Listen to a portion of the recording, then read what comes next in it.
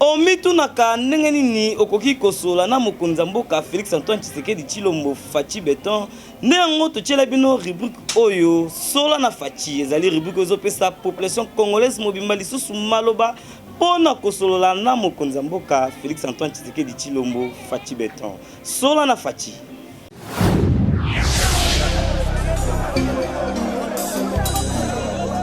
Tshisekedi wabilenga bilonda mbaya mwana butawaka nyinda te tubena be kongole ukenga nungu mupompaji katwini mwabo akuvanyina batutekanga janu nungu katwene ni mwabo wakuvana tukebela mwabo achisaru chitu ni mwakuvanyina bwatusomba ni jitalala bwalu tujini bana balu mabetu kabena ni mijimu yakwenza kaja tofika munu muchisansa balu batuli bafuila kubulako o balu bambanye manzala kwabo tukebela mwabo achisaru chate tukuvana balu makabena ni mijimu yakwenza to bajiba tuivata twenda tutelakana ni mabugi mumutu batututa mishika twena nijishikisha tukebela mwawate tukuvanyina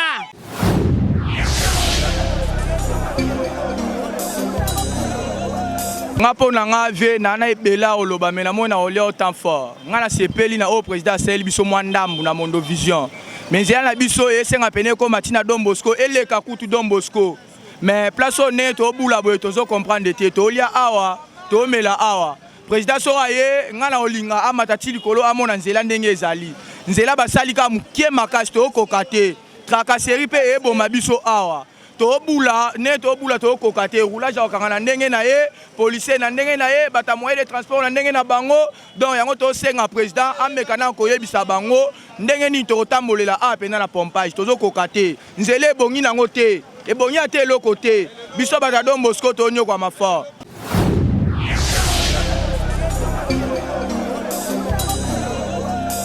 Tozana esengo makasi ndenge président na biso azoya lelo ndenge asaleli biso nzela po tolonga bambouteillage tozala pe na esengo totambola na ndenge esengeli mais problème ezali eza ya kempata mokonzi tozosenga ye tomoni pasi mbule na mbule awa biso na ngalie ma pompage marché eza te wenze eza te biso bamama talaka pasi na kati ya mboka tomesengi kobokola mpona bana na koluka soki wenze eza te moyen tobokola bana eza te ya boye bana babima libanda alibike bana basengeli basa na kati ya ndako tobokola bango ndeni soki makoki ya koboma bango na ndako eza te alukele biso wenze asale biso wenze na pompage wenze eza te tozonyokwama basoda bakomisi biso bilanga na bango ozoteka mwa 500 francs mwa 1000 francs ozobimisa ozopesa mais siko soki yo oza na yango te mwa yoteka eza te elo nalinga na yebisa yango tozozela maboko ya kofongwama na motema mpe ya kokita mpe esengo na kati ya motema nzambe apambola ye abakisa ye mikolo ebele koleka na oyo aza na yango ndenge biso mpe tosepeli na ye mpe asepela na biso akokisa biso mpe oyo ezali mpe bosenga na biso na kombo na Yesu.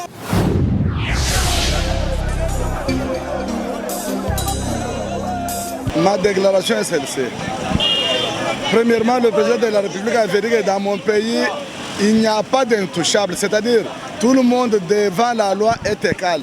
Mais j'ai remarqué quelque chose qui n'est pas bon ici.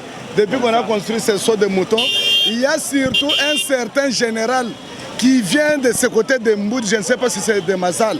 Lui est au-dessus de la loi. Ces colonels sont au-dessus de la loi. Ici, les majors sont au-dessus de la loi. Ils violent les bandes. Ils ne respectent pas les panneaux de signalisation. C'est-à-dire, ils sont au-dessus de la loi. Pourtant, le président lui-même de la République est en dessous de la loi. Même le port de masques, comme s'ils sont des généraux, ils ne peuvent jamais porter de masques. C'est-à-dire, ils font ce qu'ils veulent. C'est comme si la loi ne leur intéresse pas. C'est ainsi que je demande au président de la République de faire respecter à tout le monde les gestes barrières, les mesures d'hygiène et quelque chose d'autre que je pourrais vous dire. Ici, on n'a pas un marché, il n'y a pas un parking. C'est vraiment du désordre. Et autre chose encore, cette propriété que vous voyez, c'est seulement parce que le président de la République vient aujourd'hui. Dès qu'il s'en va, c'est comme une poubelle, il y a trop de désordre, il y a des urines, il y a des excréments, des choses qui se font. En tout cas, nous en avons assez. Moi qui vous parle, je suis l'un des combattants du Parlement debout de pompage. On a souffert. Cette maison de Wiener, nous avions signé des pétitions jusque-là, elle persiste. Tout ça, ce n'est pas bien. Je reviens pour dire que ceci passe. Les soi-disant généraux qui viennent de Mboudi ne sont pas au-dessus de la loi. Ni les majors, ni les colonels, ni les policiers de pompage. Trop de tracasseries. Même les gens de transport, ils arrêtent des motos. Est-ce que le président de la République n'est pas le président des motards? Il est seulement le président de CCD.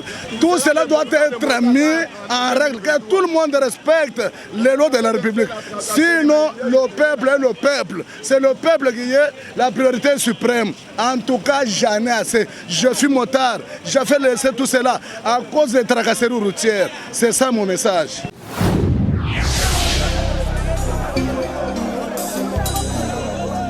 Papa, salela biso wenze. Biso tozali kolela yo na pompaji tozana wenzi te. Papa salela biso wenze. Papa tozana bisika kokende te. Papa lukela biso solution. Papa salela biso wenze. Papa tozana sika kokende te. Tokobokola bana ndenge nini. Papa tozana posa papa salela biso wenze. Tozali kamswa ko luka te papa. Salela biso wenze to débrouiller pona bana batanga balia malamu makamino seke liboso na suki wa.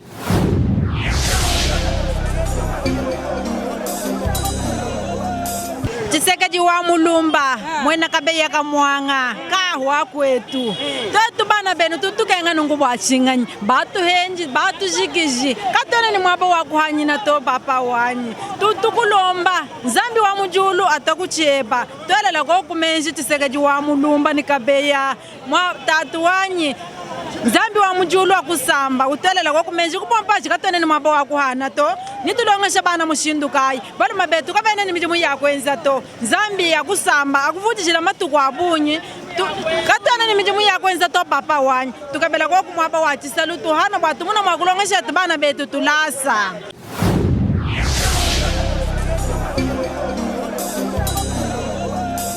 Bon topesi bavie na biso na bana Congo mobimba na président na biso tolingaka mingi malgré bapiaka na biso toyebi mwana sora botami malembe abongisaka kaka topesi papa Félix chance totombeli ye chance babona nebele na bana Congo na président na biso nyonso.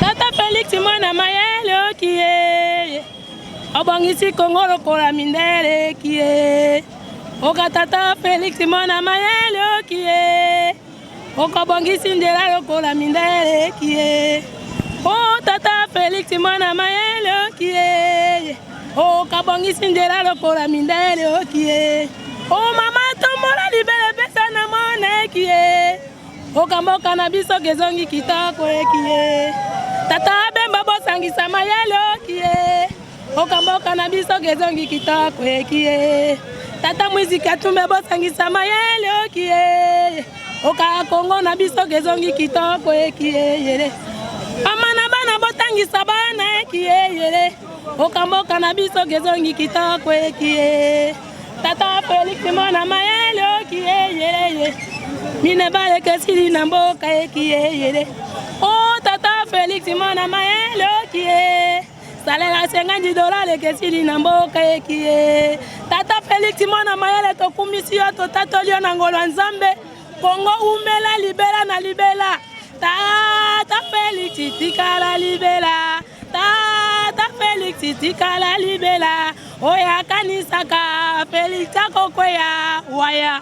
Merci beaucoup papa Félix, merci beaucoup na netolio na sepeli makasi na bolingwa nzambe toza kobondela ka pona yo ozana nzambe.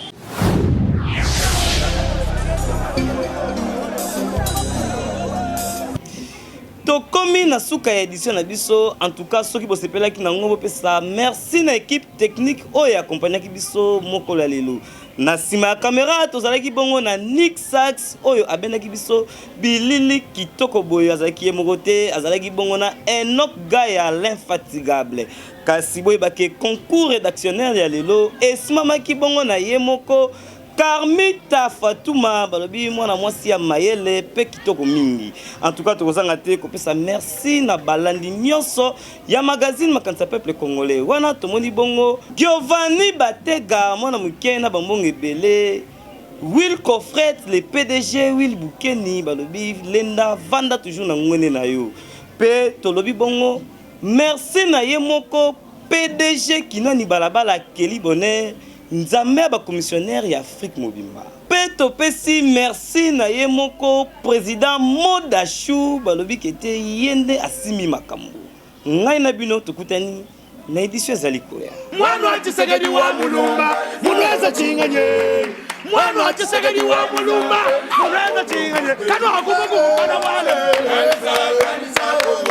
Kano hakumugumba na wale. Bino mwani kama hakumugumba na wale. Shasi, hata kama hakumugumba na wale. Alléluia. Unadela kama hakumugumba na wale. Le Congo doit changer parce que vous avez un beau pays, un pays très puissant, un pays qui peut jouer un rôle énorme au sein de l'Afrique et du monde.